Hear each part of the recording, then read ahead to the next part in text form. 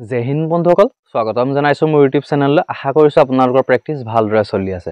তো বন্ধুসকল, আপোনালোকৰ Assam police ABUB physical standard test আৰু ফিজিকেল এফিচিয়েঞ্চি টেষ্ট সমাপ্ত হ'ল। এতিয়া আহি আছে কি Assam police ABUB written test. এতিয়া বহুতৰে মনত কি হ'ল, ভয় এটা সোমাইছে যে ৰিটেন টেষ্টৰ কাৰণে মোৰ নাম আহিবনে নাহে। আৰু এই ভয়টোৰ কাৰণে বহুতে পঢ়া নাই। হয়তো ভালেমান ল'ৰা ছোৱালীয়ে পঢ়িছে, কিন্তু ভালেমান ল'ৰা ছোৱালীয়ে কি পঢ়া নাই, ভাবি আছে যে যেতিয়া ফিজিকেল কাট অফত নাম আহিব তেতিয়াহে পঢ়া ষ্টাৰ্ট কৰিম, বা অলপ পঢ়ি আছে, কিন্তু ভালদৰে আপোনালোকে পঢ়া নাই। মনত এটা ভয় সোমাই আছে যে ৰিটেন টেষ্টৰ কাৰণে মোৰ নাম আহিবনে নাহে। এতিয়া মই আপোনালোকক কৈ দিছোঁ, আপোনালোকৰ এইবাৰ 47 + 48ৰ পৰাও ৰিটেন টেষ্টৰ কাৰণে নাম আহিব। কিন্তু এইখিনিতে এটা কথা, প্ৰত্যেকখন ডিষ্ট্ৰিক্টতে 47 বা 48ৰ পৰা নাম অহাৰ চান্স নাই। মানে কি হ'ল, আপোনালোকৰ কাট অফটো ডিষ্ট্ৰিক্ট ৱাইজত মৰা হয়, সেইকাৰণে প্ৰত্যেকখন ডিষ্ট্ৰিক্টতে বেলেগ বেলেগ কাট অফ যাব। কিন্তু কেইখনমান ডিষ্ট্ৰিক্টত আপোনালোকৰ 47+ বা 48ৰ পৰা নাম অহাৰ চান্স আছে। আজি মই ক'ম অসমৰ সকলোতকৈ কম কাট অফ যোৱা জিলাকেইখনৰ ওপৰত। মানে এইকেইখন জিলাত আপোনালোকৰ 47ৰ পৰাও নাম অহাৰ চান্স আছে। মানে 47ৰ পৰা ধুনীয়াকৈ নাম আহিব পাৰে আপোনালোকৰ। গতিকে ভিডিঅ'টো স্কিপ নকৰিব, আপোনালোকে ভালদৰে শুনি যাওক কোনকেইখন জিলাত 47ৰ পৰা নাম অহাৰ চান্স আছে। প্ৰথম মই কৈ দিছোঁ ডিমা হাছাও ডিষ্ট্ৰিক্ট। ডিমা হাছাও ডিষ্ট্ৰিক্টখনত আপোনালোকৰ অসমৰ সকলোতকৈ কম কাট অফ যোৱা জিলা। ডিমা হাছাও ডিষ্ট্ৰিক্টখনত যোৱাবাৰ কিমান কাট অফ গৈছিলে আপোনালোকক মই দেখাই দিছোঁ। 2022 চনত যেতিয়া আসাম পুলিচ ABUBত এক্সাম হৈছিলে, ফিজিকেল ষ্টেণ্ডাৰ্ড টেষ্ট বা ফিজিকেল এফিচিয়েঞ্চি টেষ্ট হৈছিলে, তাত আপোনালোকৰ ৰিটেন টেষ্টৰ কাৰণে কিমানৰ পৰা মাতিছিলে AB লিষ্টখন আপোনালোকে চাই লওক। এইখন হ'ল ডিমা হাছাও ডিষ্ট্ৰিক্ট। ডিমা হাছাও ডিষ্ট্ৰিক্টত আপোনাৰ যোৱাবাৰ URৰ মেইলৰ কাট অফ আহিছিলে 43.36। মানে 43ৰ পৰা আপোনালোকৰ যোৱাবাৰ URত নাম আহিছিলে মেইলৰ, আৰু ফিমেলৰ কোনো কেণ্ডিডেট নাই। আৰু OBC MOBC 39.16ৰ পৰা নাম আহিছিলে মেইলৰ, ফিমেলৰ নাই। SC মেইলৰ 34.60 পৰা নাম আহিছিলে, বাকী কেইটা কাষ্টত কোনো কেণ্ডিডেট নাছিলে। গতিকে এইখন হ'ল ডিমা হাছাও ডিষ্ট্ৰিক্টৰ যোৱাবাৰৰ AB কাট অফ লিষ্ট। মানে আপোনালোকৰ UR কেটেগৰীত সোমাবলৈ হ'লে আপোনালোকে ডিমা হাছাও ডিষ্ট্ৰিক্টৰ 43.36 পাবলগীয়া হৈছিলে যোৱাবাৰ। আৰু এইবাৰ তেনেহ'লে আপোনালোকৰ কিমান পাব লাগিব আপোনালোকে নিজেই অনুমান কৰিব নিশ্চয় পাৰিছে।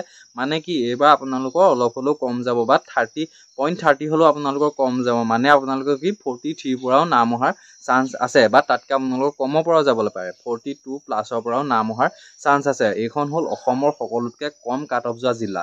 ডিমা হাছাও জিলাতে অসমৰ সকলোতকৈ কম কাট অফ যায়। আৰু আপোনালোকে যদি 42+ বা 43+ পাই আছে, তেনেহ'লে আপোনালোকৰ নাম অহাৰ ধুনীয়াকৈ চান্স আছে।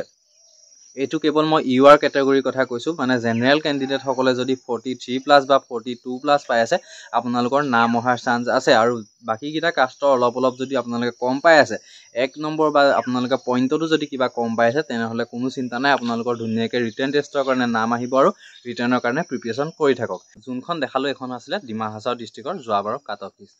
ডিমা হাছাও ডিষ্ট্ৰিক্টতে সকলোতকৈ কম কাট অফ যায়, সেইকাৰণে মই আপোনালোকক ফাৰ্ষ্টতে ডিমা হাছাও ডিষ্ট্ৰিক্টখন দেখাই ল'লোঁ।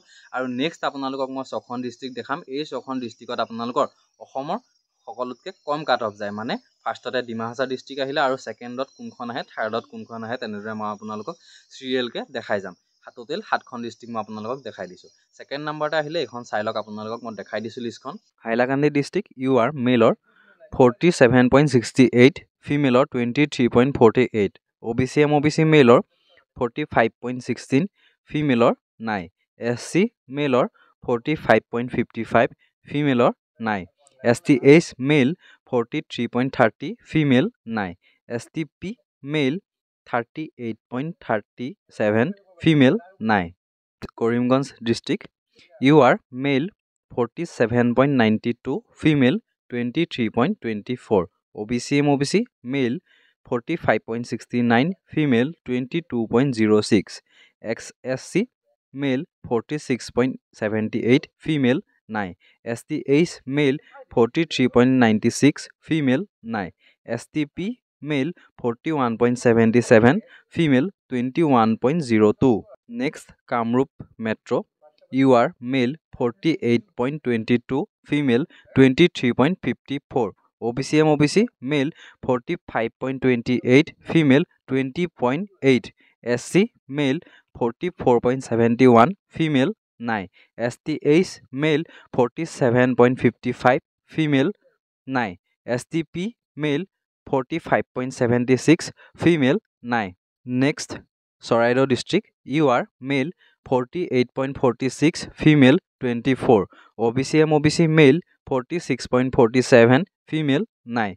SC male 34.57, female 9. STH male 44.14, female 9. STP male 44.91, female 9. Next ahil Hosai district. You are male 49.12, female 26.32. OBC MOBC male 47.13, female 24.39. SC male 48.06, female 9. STH male 42.79, female 9. STP male 46.45, female 9. Next ahil Kasar district. You are male 49.63, female 24.57. OBC MOBC male 48.13, female 23.86. SC male 49.09, female 24.31.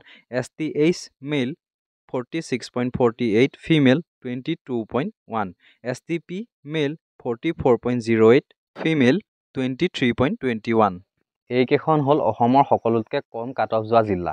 প্ৰথমখন হ'ল Dima Hasao district. Dima Hasao ডিষ্ট্ৰিক্টত আপোনালোকৰ অসমৰ সকলোতকৈ কম cut off যায়।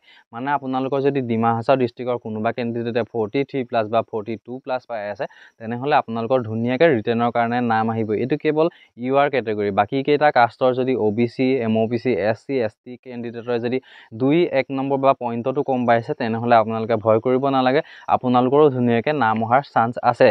আপোনালোকে ধুনীয়াকৈ ৰিটেনৰ কাৰণে প্ৰিপেৰেশ্যন কৰি থাকক। যদি আপোনালোকে 42+ বা 43+ পাই আছে, যোৱাবাৰ যদি 43 পৰা নাম আহিছে, এইবাৰ তেনেহ'লে আপোনালোকৰ পইণ্ট হ'লেও আপোনালোকৰ কমিব বা বাঢ়িবও পাৰে, কোনো কথা নাই। কিন্তু আপোনালোকৰ এইবাৰ কমাৰ চান্সটো বেছি আছে, আপোনালোকৰ বঢ়া চান্স বেছি নাই।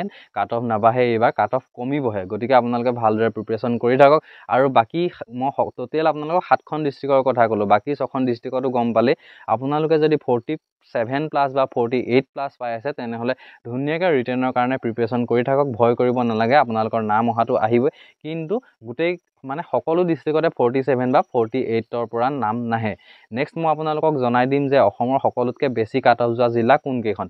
50+ পালেও আপোনালোকৰ কোনকেইখন ডিষ্ট্ৰিক্টত নাম অহাৰ চান্স একেবাৰে কম।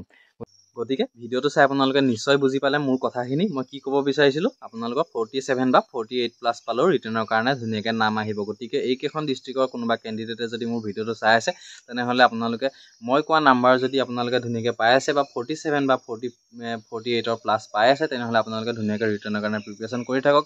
যদি মোৰ ভিডিঅ'টো চাই ভাল লাগিছে, তেনেহ'লে লাইক শ্বেয়াৰ আৰু চেনেলটো ছাবস্ক্ৰাইব কৰি দিব। আজিলৈ ভিডিঅ'টো ইমানতে সমাপ্ত কৰিছোঁ। পুনৰ লগ পাম অন্য এটা ভিডিঅ'ত। ধন্যবাদ।